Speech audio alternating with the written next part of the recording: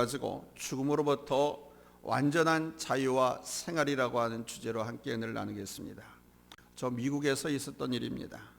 크리스천 센츄리라고 하는 잡지의 편집장인 마틴 목사님이 젊은 시절에 주일학교 교사로 봉사할 때 있었던 일이랍니다.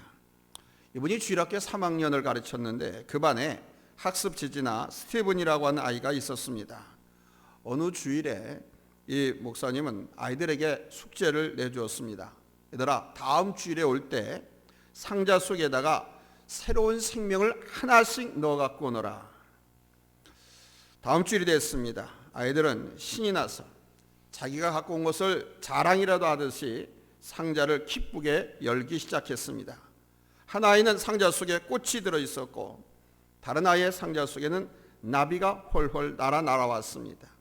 또 한 아이의 상자 속에는 파란 나뭇잎이 들어있었습니다. 학습지 지나 스티븐의 차례가 되었습니다. 스티븐도 상자를 열었습니다. 그러나 그의 상자 속은 텅 비어 있었습니다. 순간 마틴 목사님은 당황했습니다. 지능이 조금 모자라는 아이에게 다른 아이들과 똑같은 숙제를 내므로써 그 아이를 망신당하게 만들었다라고 생각을 하자 미안했습니다. 그러나 아이들이 입 다물고 선생님이 당황하는 사이에 이 스티븐이 아주 싱글벙글 웃으면서 이렇게 말했습니다. 선생님, 예수님의 무덤은 빈 무덤이라고 하셨죠? 이 상자는 예수님의 무덤입니다. 예수님은 이 무덤에서 다시 살아나셨습니다. 이 마틴 목사님은 그 스티븐을 껴안고 이렇게 외쳤습니다. 맞다, 스티븐. 내 숙제가 가장 훌륭하구나. 그 선생님은 후에 목사님이 되셨습니다만 그때를 회상하면서 한 종교지에 이렇게 기고했습니다. 정말 놀랬다. 학습 지지나가 그런 생각을 어떻게 할 수 있었을까? 부활이 빈 곳으로부터 시작되었다고 하는 것은 모든 크리스천들이 깨달아야 할 진리다라고요. 사랑하는 여러분, 부활의 진리를 깨닫습니까? 여러분은 부활의 진리 가운데 살고 있습니까? 믿지 못하는 사람들에게 이 신비를 설명한다고 하는 것은 마치 깊은 물속에 사는 물고기들에게 육지 세계를 설명하는 것과 똑같을 것입니다. 그러나 믿음으로 그 세계를 보고 믿음으로 예수님을 만난 체험을 하는 사람들은 그 신비를 알고 그것을 누릴 수가 있지요. 부활에는요, 세 가지 차원의 부활이 있습니다. 첫째는 우리 예수님의 역사적인 부활입니다. 이것은 우리 예수님께서 2000년 전 AD 33년 십자가의 죽으심을 통해서 부활하신 그 사건입니다. 팩트입니다.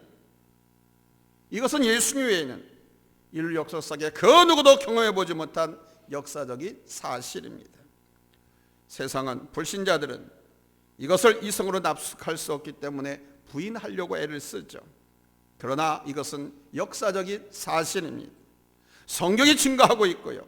현재 저 튀르키예 성소피아 성당에 소장되어 있는 50권 분량의 빌라도 보고서가 입증해주고 있습니다. 이 빌라도 보고서는 예수님을 사형 선고하고 사형 집행한 당시의 총독 빌라도가 로마 황제에게 세상에 예수님의 죽음과 부활에 대해서 사실대로 기록한 리포트입니다. 그것이 50권의 분량으로 남아 있습니다. 또한 교회가 예수님의 부활을 입증해 주고 있습니다. 만약 우리 예수님의 부활이 거짓이라면 오늘의 교회는 존재하지 못할 것입니다. 부활의 역사가 교회를 통해서 세상을 변화시키고 부활의 역사가 있기에 더 큰 능력을 발휘하는 것입니다. 인도의 전 총리 네루는 자기네 나라 민족 종교 인도의 종교와 우리 기독교를 비교해서 이렇게 말했습니다. 수천 년의 세월이 흐르는 동안 인도의 종교들은 사람들로 하여금 땅을 개간하고 집을 짓고 늪지대를 메우고 댐을 건설하도록 자극하지 못했다. 그러나 기독교, 교회가 그것을 하고 있다. 교회가 인간을 자극하고 이끌었던 힘의 원천은 바로 예수 그리스도의 부활이었다. 교회는 바로 주님의 이 부활을 증명하는 신앙 공동체, 증인 공동체인 것입니다. 두 번째는 현재적인 성도의 부활 체험이 있습니다. 그러니까 예수님을 인격적으로 만나고 예수님을 능력으로 만남으로 인해서 개인과 공동체 안에 변화의 역사가 나타나는 것을 말합니다. 그리스도 안에서 자기를 부인하고 자기를 십자가에 못 박으로 새로운 인생으로 태어나는 겁니다. 이것이 현재적인 부활 체험입니다. 세 번째는 미래적인 부활이 있습니다. 이것은 미래 우리 주님이 다시 오실 때 주님 안에서 일어나는 완성된 부활입니다. 우리 주님처럼 신비한 몸으로 부활하는 사건입니다. 오늘 본문 24절에 보면 이는 그가 사망에 매어 있을 수 없었음이라 하셨고, 로마서 6장 9절에서는 이는 그리스도께서 죽은 자 가운데서 살아나셨음에 다시 죽지 아니하시고 사망이 다시 그를 주장하지 못할 줄을 알미로다 그랬습니다. 그러니까 죽음으로부터 완전한 자유의 몸과 삶이 바로 이 리서렉션, 부활이라는 것입니다. 주님께서 다시 오실 때 현재적인 부활을 체험한 이 성도들은 이 부활에 참여하게 됩니다. 주님 안에서 죽은 자들이 먼저 일어나고요, 산 자들 또한 이 부활에 참여하게 됩니다. 이것은 이 땅에 있는 그 어떤 것으로도 설명할 수 없습니다. 계란의 부화 비유로 고치에서 나비가 되어 나오는 것 등 그 어떤 것으로도 부활을 온전히 설명할 수가 없습니다. 오직 이 부활은 예수 그리스도만 증거할 수 있을 뿐입니다. 이 부활은 현재적인 부활을 체험한 사람들이 모두 참여하게 됩니다. 죽어서 땅에 묻힌 자나 살아있는 사람이나 다 그리스도 안에서 현재적인 부활을 통해서 새로운 생명을 얻었을 때 그리스도 안에서 부활의 영광 가운데 참여하게 되는 것입니다. 여러분 이것을 믿습니까? 믿습니까? 그렇다면 이 부활의 소망 가운데 온전히 서십시오. 십자가 부활은 인류에게 위로를 주고 십자가 부활은 소망을 주는 원동력입니다. 십자가를 통해서 슬픔과 애통의 위로를 받고 죄인된 우리가 천국의 소망과 하나님 나라에 대한 소망을 갖게 되는 것입니다. 이 부활신앙을 소유하면 첫째, 하나님 나라에 대한 소망으로 기쁨을 얻게 되는 것입니다. 오늘 본문 28절에 주께서 생명의 길을 내게 보이셨으니 주 앞에서 내게 기쁨이 충만하게 하시리로다 그랬습니다. 이것은 시편 16편 말씀을 인용한 것으로 다윗이 지은 시입니다. 여기 주께서 생명의 길을 내게 보이셨다, 이 말씀이 무슨 뜻입니까? 우리 예수님께서 십자가에 달려 죽으셨다가 다시 부활하심으로 우리에게 생명을 보이신 사건을 말하는 겁니다. 다윗은 그 옛날 예수님을 보지 못했지만 멀리서 믿음으로 장차 오셔서 고난을 받고 십자가에 달려 돌아가셨다가 3일 만에 부활하실 예수님의 부활을 보고 그 일을 기뻐했다고 기록하고 있습니다. 역사적인 부활이 있었고 개인적인 부활 체험이 있었다면 이 부활로 인하여 우리는 기쁨이 충만할 수 있는 것입니다. 부활의 주님 앞에 내가 있을 때 여러분 그 기쁨이 충만한 삶을 살 수 있는 줄로 믿습니다. 아멘. 이 자연에 나타난 하나님의 섭리를 찬양한 한 시인이 어느 날 저 시골길을 가다가 아주 행복한 얼굴로 열심히 일하고 있는 중년의 부인을 만나게 되었습니다. 아이고 부인, 오늘 아침 좋은 소식이 있나 보죠? 너무 행복이 가득 차 싱글벙글 웃으면서 일을 하니까 오늘 좋은 소식이 있습니까? 그러자 이 부인이 미소를 띠면서 대답했습니다. 아이고 선생님, 저는 한 가지 소식밖에 모릅니다. 그것은 우리 예수님께서 온 인류에서 죽으셨다가 부활하셨다는 소식입니다. 그러자 시인도 말합니다. 부인 맞습니다. 그것은 오래된 소식이자 새로운 소식이고 정말 좋은 소식입니다. 부활의 소식을 듣는 사람에겐 절망이 없습니다. 부활의 소식을 갖고 사는 사람들에게는 근심이 침입할 수가 없는 거예요. 아멘. 여러분들도 이 주님께서 우리에게 주신 평강과 주님께서 부활하셨으므로 잠자는 자들의 첫 열매가 되셨으므로 우리에게도 부활을 약속하셨지 않습니까? 그러니 기쁜 마음을 갖고 아멘, 즐겁고 행복하게 살아야 될 줄로 믿습니다. 두 번째는 부활 소망 가운데 있을 때 우리들은 담대하게 살아갈 수가 있습니다. 초대교회 특징을 말하라고 하면 여러 가지를 말할 수 있습니다.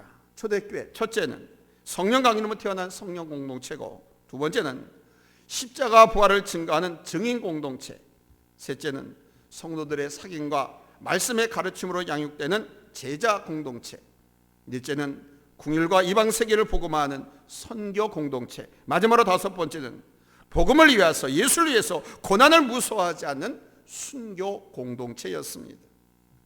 오늘의 말씀은 바로 오순절날 베드로 사도의 설교입니다. 십자가 예수께 달려 돌아가신 후 모든 제자들이 꼭꼭 숨었습니다. 두려워 떨었습니다. 예수를 죽였는데 자기들 그냥 내두겠느냐 이거예요. 그래서 꽁꽁 숨고 두려워 떨고 있는데 저들이 부활하신 예수를 만납니다. 직접 그 손을 만져보기도 하고 옆구리에 손을 넣어서 주님 맞은 것을 확인하기도 합니다. 그렇게 주님을 만난 후 성령 안에서 부활의 주님을 새롭게 만나서 그 의미를 깨닫고 담대히 나가서 복음을 전했습니다. 한 번은 베드로와 요한이 예수님을 전하다가 사내들은 공회에 붙잡혀 갔습니다. 그때 사내들은 공회원들이 이 베드로와 요한을 협박했습니다. 다시는 예수의 이름으로 말하지도 말고 전하지도 말고 가르치도 말라. 그때 베드로와 요한이 그들에게 대답했죠. 사도행전 4장 19절로 20절에서 하나님 앞에서 너희의 말을 듣는 것이 하나님의 말씀을 듣는 것보다 옳은가 판단하라. 우리는 보고 들은 것을 말하지 아니할 수 없다 하면서 단호하게 거절했습니다. 이것이 초대교회입니다. 이것이 초대교회 성도들입니다. 초대교회 성도들은 죽음도 두려워하지 않았습니다. 예수님을 위해서 핍박받는 것도 두려워하지 않고, 아니 오히려 순교를 자청했습니다. 왜 그렇습니까? 바로 부활에 대한 믿음과 소망 때문이었습니다. 저 평양에는 2010년도에 우리나라와 북한이 공동으로 세운 평양과학기술대학이 있습니다. 우리 추 목사님이 평양에 들어가서 재산 이사장 임명장을 받고 그날 북한 공산당이 파티를 열어줬는데 그 파티에서 공산당 간부가 우리 목사님께 이렇게 물었답니다. 목사님, 왜 우리를 돕습니까? 뭐 때문에 도우려고 하는 겁니까? 목사님 아버지가 우리 공산당원이 총살시켜서 사형을 당했는데 그럼에도 불구하고 왜 목사님 10년 동안 계속해서 우리를 돕습니까? 돕는 이유가 뭡니까? 이것들이 도움받으면서도 이유를 따지고 물었어요. 뭐 대가 없습니까? 그러자 목사님이 대답했습니다. 대가요? 없습니다.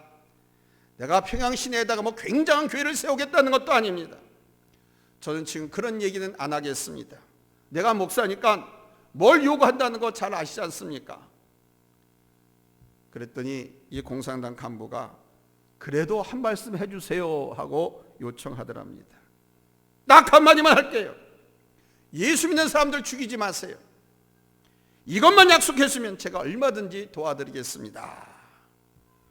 그 해에도 북한에선 예수 믿는 사람들을 400명을 죽였습니다. 어거지게 우리 정부에서 북한의 인권 보고서를 국민에게 발표하기도 하고 유엔에서도 발표를 했습니다. 지금도 얼마나 많은 사람들을 죽이는지 모릅니다. 성경책을 소유하면 간첩죄로 사상범 몰아서 죽이거나 동네에서 공개 처형을 하기도. 아니 심지어 우리나라에 유행하는 그 드라마 그만 봐도 죽이기도 하고, 우리나라 그 유행하는 트로트 있잖아요. 그것만 불러도 죽이기도 하고. 믿기지 않죠? 북한에서 탈북한 500명을 대상으로 해서 조사한 결과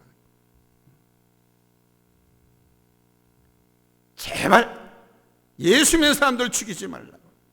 그런데 그 공산당 간부가 이렇게 말하더랍니다. 안 죽일 수가 없어요 목사님. 왜요? 반동이거든요. 왜 반동입니까? 우리 공산당보다 기독교인들이 훨씬 셉니다. 왜 기독교인이 세냐고 물었더니 공산당원들은요 죽음을 무서워합니다. 그런데 기독교인들은 죽음을 전혀 무서워하지 않습니다. 그래서 어찌할 길이 없습니다. 그래서 죽는 겁니다. 어쩌면 기독교인들은 그렇게 죽기를 바라고 있는지도 모릅니다 라고 말하더라는 거예요.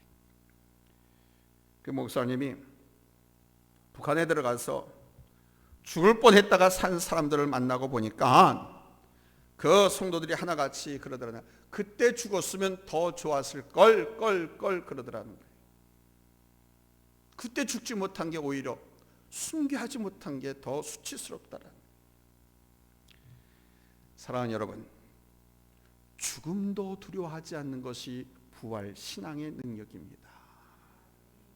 초대교회가 그렇게 핍박을 받으면서도 신앙을 지키고 믿음의 승리를 거둘 수 있었던 것은 바로 이 부활신앙 때문입니다. 이 부활신앙의 능력을 가졌기 때문입니다. 사도 바울은 오히려 이 부활의 권능에 참여하고 싶다고 말했습니다. 여러분들도 이 부활신앙을 소유하셔서 어떤 핍박, 어떤 환난, 어떤 질병의 어떤 저주로부터도 여러분 승리할 수 있기를 예수님의 이름으로 축원합니다. 할렐루야, 할렐루야. 세 번째는 이 부활신앙을 왜 가져야 되느냐. 이 부활신앙을 가진 사람은 의를 지키고 사랑할 줄 아는 사람이 되기 때문에 그렇습니다. 의를 지키니까 진실을 말하고 자기를 핍박하는 사람을 사랑할 수 있지요. 기도할 수 있지요. 스데반 집사님이 유태인들 앞에서 설교하다가 흥분한 유태인들에게 둘러싸였습니다. 저들은 스데반 집사님을 보고 흥분하고 사생 결단을 내리려고 했습니다. 돌을 들어서 스데반 집사님을 내리쳤습니다. 그때 스데반 집사님은 하늘을 바라보았습니다.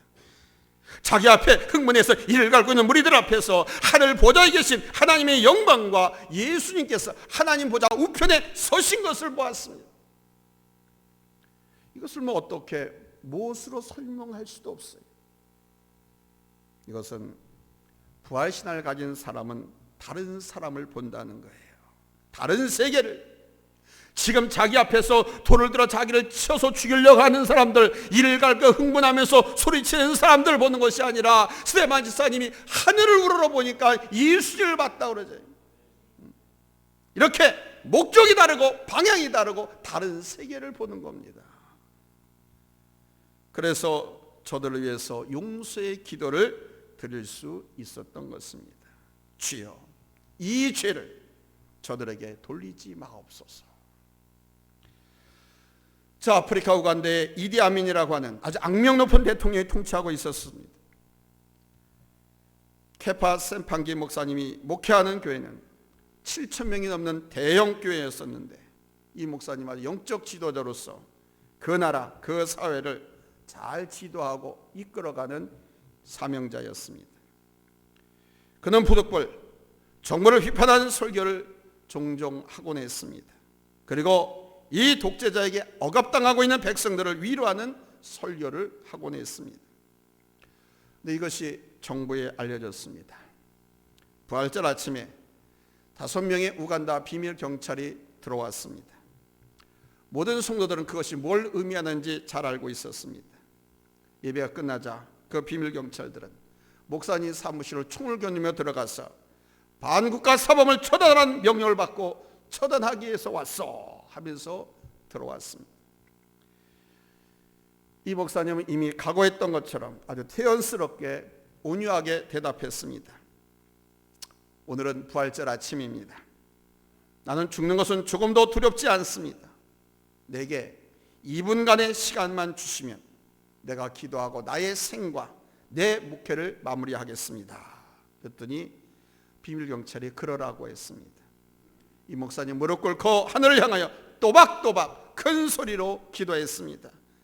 하나님 아버지, 우간다 통치자 이디 아민을 용서하여 주옵소서. 그 명령을 원치 않으면서도 받아들여야 하는 이 불행한 5사람을 용서하여 주옵소서. 그리고 우리 우간다 국민에게 자유를 주시옵소서. 내 사랑하는 조국이 사랑의 땅, 의의 땅이 되도록 도와주시옵소서. 나의 죽음으로 다시는 이런 비극이 되풀이되지 않게 도와주시옵소서. 예수님의 이름으로 기도하옵나이다. 아멘. 이렇게 기도하는 목사님의 눈에 눈물이 하염없이 펑펑 흘렀습니다. 그런데 비밀경찰도 눈물을 흘리며 울었습니다. 마침내 그 경찰 대장 되는 사람이 이렇게 말했습니다. 목사님, 저희가 엄청난 실수를 했습니다. 못 보고 못 들은 것으로 하겠습니다. 안녕히 계십시오 하고는 쏜살같이 사무실을 빠져나갔다고 합니다. 부활신앙은 의를 사랑하고 긍휼히 여길 줄을 알게 되는 것입니다. 부활신앙을 가진 사람은 그래서 진심으로 사랑하고 진심으로 기도할 수 있게 되는 거예요. 여기에 승리가 있고 이것이 바로 예수의 증인된 삶인 줄로 믿습니다. 오늘 베드로가 증거합니다. 우리가 이 일에 다 증인이로다. 이 일이 뭡니까? 예수님께서 메시아로 오셨는데 우리를 위하여 고초당하시고 시험을 당하시고 우리를 위하여 십자가에 달려 돌아가셨는데 우리를 위하여 3일 만에 장사된 무덤에서 부활하셨다. 그리고 부활하신 그 주님께서 제자들에게 다 보이시고 120명의 성도들에게 보이시고 많은 사람들에게 보이신 다음에 많은 사람들이 보는 가운데 하늘로 올라가시면서 너희가 본 그대로 내가 다시 오겠다고 말씀하신 약속하신 이 사실. 아멘. 이것이 성경에만 기록되어 있는 것이 아니고 빌라도 총독의 40권 책 분량의 보고서에도 기록되어 있습니다. 누가복음을 기록한 사도행전을 기록한 누가는 의사였습니다. 그는 의사로서 산부인과적인 모든 조사 분석을 했습니다. 마리아가 정말 동정녀였는지 마리아 몸에서 예수가 태어났는지 그 예수가 누구의 유전자를 갖고 있는지 다 조사했습니다. 조사해 보니까 그는 그리스도시고 메시아라는 것을 확신을 갖고 그래서 누가복음을 기록하고 사도행전을 기록했습니다. 그는 의사 전문가였습니다. 남자와 관계없이 동정녀의 성녀로 잉태되어서 메시아로 이 땅에 오셨던 예수 그리스도, 그가 메시아 맞고 하나님이 맞다라고. 여러분, 우리가 이 일의 증인이 되어야 할 줄로 믿습니다. 부활에 대한 믿음과 깨달음 그리고 부활의 능력을 힘입을 때 우리가 바로 이 부활의 증인된 삶을 살 수 있게 되는 것입니다. 사랑하는 성도 여러분, 우리는 사망에 매여 있을 수 없는 사람들입니다. 현재적으로도 그렇고 미래적으로도 그렇습니다. 우리 주 예수님께서 다시 사셨기에 우리 또한 죄에 대하여 죽고 하나님께 대하여 살게 되었습니다. 우리 예수님께서 부활하셔서 잠자는 자들의 첫 열매가 되셨기에 우리 또한 미래의 부활에 참여하게 됩니다. 이 부활신앙을 가진다면 우리 그리스도인들은 늘 승리의 삶을 살 수 있습니다. 어떤 경우에도 포기 절망하지 않고 여러분 당당하게 힘있게 승리할 수 있는 줄로 믿습니다. 그러나 우리는 승리만을 위해서 사는 것이 아닙니다. 부활신앙을 온전히 믿으셔서 승리를 보장받으시고 승리를 누리시면서 사시기를 예수님의 이름으로 축원합니다. 할렐루야. 할렐루야. 부활하신 예수님의 능력, 하나님께서 예수님을 죽은 자 가운데 살리신 그 하나님의 능력이 여러분의 심령에, 여러분의 가정에, 직장에, 섬기는 사역에 여러분 충만하게 임해서 치유되어지고 회복되어지고 부활되어지고 비상하는 놀라운 은혜가 일어나기를 예수님의 이름으로 축원합니다. 할렐루야.